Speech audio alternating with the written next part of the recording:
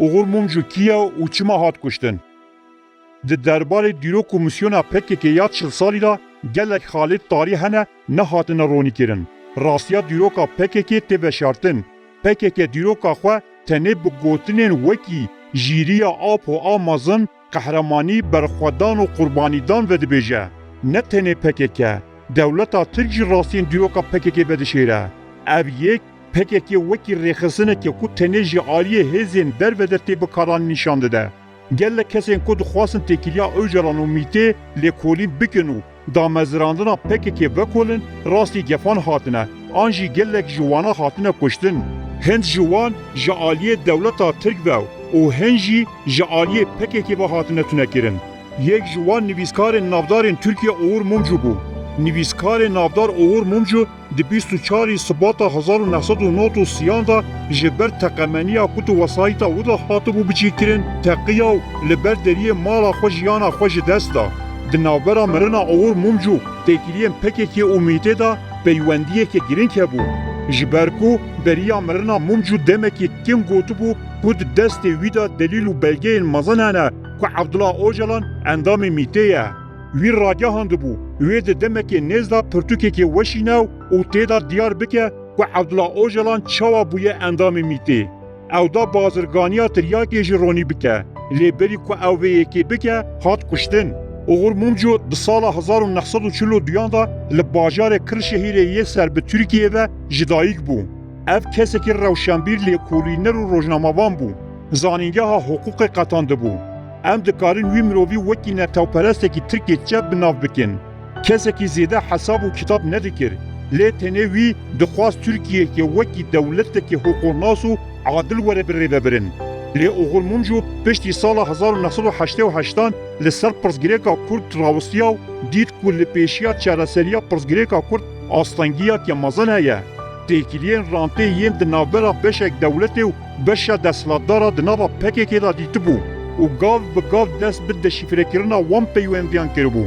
Bi taybetî li ser pirsgirêka PKK rawistiya û bi lêkolînên xwe diyar kir ku Abdullah Öcalan di sala 1969 da dema ku li daîreya kadastroyê li Amedê memûr bû bi dewleta Tirk re têkilî danîbûn.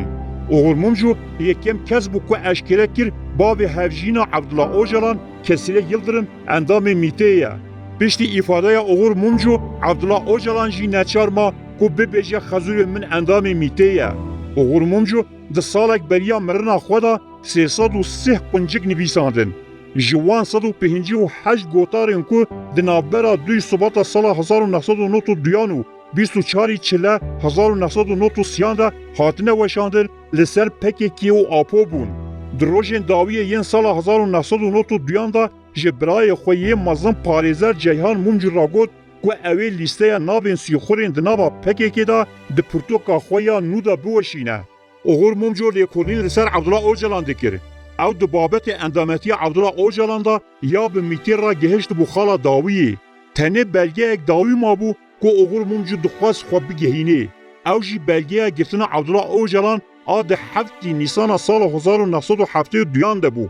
Gumanên Mumcu li ser Abdullah Öcalan wê demê dest pêkirina wî dixwast têkiliyên bi Mîtê ra wê demê bên îspatkirin. Öcalan di salakiya ku li Fakülteya Zanistên Siyasî Ankara'yê da belavok belav kirin de hat girtin û cezayê giran lê hat xwestin. Lêbelê Öcalan di sihî Xizîranê da daxwaznameyek pêşkêş kir. Di daxwaznameya xwe da got mixabin sûj li min hatiye kirin. Di pêşerojê da dema ku bûyer bê ronî kirin dê were fêmkirin ku ez kesekî bêguneh im. Min ezmûna Xizîranê winda kir. Di wan rojên dawî da ku heyama meha îlonê nêzik dibe ez bi rêzdarî radigehînim ku berdewamkirina girtina min wê encamê nebaş bi xwe re bîne. Telafîkirina wan wê zehmet be. Ji bo ku mexdûriyeta min berdewam nebe ew rewşa min a girtî bêt bi dawîkirin. Rica dikim ku biryara berdana min bêdayîn. Oğul Mumcu di pirtûka xwe ya bi navê dosyaya Kurd de vê bûyerê wiha vedibêje. Xwendekarê ji Rihayê ku ew daxwazname pêşkêş kirî bi navê Abdullah paşnavê û Öcalan bû. Navê bavê û Ömer û navê dayîka û Öveys e. او di sala 1949 de li gundê Omerliyê yê navçeya Rihayê xalfetiyê hatiye dinê. Niha li Enqerê li zanîngeha zanistên siyasî xwendekarê Pola Yekemîna bibjîmareya 993 ye. Abdullah Öcalan girtiye herî dilnizm û bêdengiyê lê girtîgeha leşkeriya Mamaka a Enqereyê bû. Mumcu derbarê vê bûyerê de wiha digot. Hat îddiakirin ku navê Ramazan Özcan bi navê Abdullah Öcalan re hatiye tevlihevkirin û dozgerê wê demê biryara beraeta Abdullah Öcalan da. Kesê ku Öcalan azad kir, dozgerê leşkerî Baqî Tux bû. Hefteyek beriya kuştina Oğur Mumcu wî xwegihandiye Baqî Tux û xwest bizane di dosyaya Öcalan da kanotek ji aliyê mîtê ve hatiye şandin anina. Duvra Baqî Tux daxuyanî da çapemeniyê wiha got. Min ji Mumcu re got, ez ê li dosyayê kevin binêrim. Ez ê di nav 10 rojan da te bibînim û wê dosyayê teslîmî te bikim. Lê beriya ku dosyayê bide, ew hat kuştin. Loma jî got ew belge negihiştiye destê wî. Ew ne tenê îddiaya Mumcu bû. Piştî Öcalan hat berdan, rêveberiya Zankoyê biryara îxrackirina dibistanê ji bo hemû kesên ku beşdarî çalakiyê bûn da.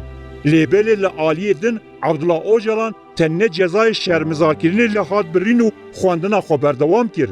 Mumcu di derbarê Öcalan da gumanek dijî hebû. Ew jî dewletê bo çi burs yanî yardemetî dida wî ku bixwîne. Li gorî qanûnên Tirkiye dema xwendekar dest bi dibistanê dike ji bo alîkariyê ji dewletê werbigire dibe temenê û 21 salî derbas nebe. Lê Öcalan 22 salî bû. Her wiha heta sala 1984 jî bursa yanî yardımetiya Öcalan bi dawî nebûbû. Ji bilî vê rexmê ku Öcalan ji aliyê dewletê ve dihat lêgerin jî lêbelê heta 15 tabaxê ku di sala 1984 da dest bi tekoşîna çekdarî kirî hêj jî ji dibistanê nehatibû avêtin. Lê di tabaxa 1984 da Öcalan ji dibistanê hate derxistin. Bi ser de jî ji ber ku Abdullah Öcalan qaçaxê muayena leşkerî bû û şûba leşkerî talaba wî dikir lê dibistanê guh nedavê daxwazê. Oğul Mumcu gumanên xwe bi her kesê re parvekir û anî ziman ku Öcalan zilamê mîtê ye û wî di vê derbarê da belgeyê giring hene. Ew hemû bû eger ku bi vekirî gef li Oğul Mumcu were xwarin. Hevjîna wî Guldal Mumcu derbarê yek ji wan gefan wiha digot.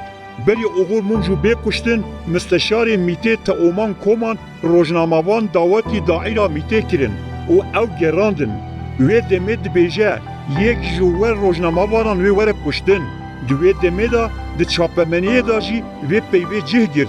Ger müsteşarê mîtê bêje yek ji we dê were kuştin, ew tê wê wateyê ku dizane dê kî bê kuştin û kî dê wî bikuje. Ne tenê mîtê gef li Oğul Mumcu dixwarin. Her wiha pekekê di rojnameya wê demê ya Özgür Gündemê da gef li Mumcu xwaribû. Hevjîna û Guldal Mumcu di sala 2013 da dibêje. Wî rojekê di rojnameya pekekê ya Özgür Gündem de goterek xwand û got wê min bikujin. Ji rojnamavanên navdar ên Tirkiye Alî Sîrmen li ser Mumcu wiha gotibû. Peydakirina kujerên Oğul Mumcu ne hêsane. Ji ber ku her kes dikarî wî bikuje. Beriya ku were kuştin dekiliya mît pekekê û Abdullah Öcalan lê kolîn dikir. Oğul Mumcu ji dozgerê wê demê Baqî Tux dipirse ka Abdullah Öcalan çawa di doza şefeqê da filitî. Ji ber ku Abdullah Öcalan cezayê pêwîst negir. Baqî Tux dibêje derbarê wî da daxwaziyek hatiye kirin û gotiye ew ji me ye. Oğur dipirse gelo di vê mijarê da belge hene yan na. Tux jî dibêje ez ê bibînim. Ez ê di hevdîtina xwe ya pêş da va belgeya ji we ra bînim. Piştî vê Oğul Mumcu tê kuştin û ew hevdîtin çênabe. Oğul Mumcuyê ku da têkiliyê mîtê û Öcalan vebêje di 24 çilleya 1993 da bi bombeya li wesayîta wê hatibû bicîkirin hate kuştin. Piştî kuştina wî çalakiyên mezin çêbûn. Lê kuşer nehatin dîtin. Heta ku dewletê delîlên li cihê bûyerê jî tarî kirin. Delîlên li cihê Sûciyê li şûna ku parçe yek bi yek bên hildan bi gezî hatin malîştin û hemû delîl çûn teneka girêşî da. Dewletê nexwast ku jeran bibîne. Mehmet Agar ku wê demê mudîrê giştiyê emniyetê û paşê jî bûbû wezîrê karên navxweyî piştî kuştina Oğul Mumcu demek din çû serdana mala wî. Hevjîna wî Guldal Mumcu ev serdan wiha nirxand û got ew karekî wisa ye ku wek dîwarekî ye. گر او kevireke ji dîwar bikişînin dê dîwar hemû behter me de hilweşe. Min jê ra got wê demê wî kevirî ji dîwarê bikişîne. Wî got ez nikarim bikişim. Dewlet bi dû qatilê neket ji ber ku dewlet bi xwe qatil bû. Têkiliyên Ocalan û Mîtê hertim wekî sirv mane veşartî. Lê her kesê ku siyaset û dîrokê ji nêz ve dişopîne bi taybetî jî her kesê ku pêvajoya İmraliyê ya Ocalan şopandiye dizane ku têkiliya Ocalan û Mîtê ne veşartiye. Tu cara rastî naên veşartin.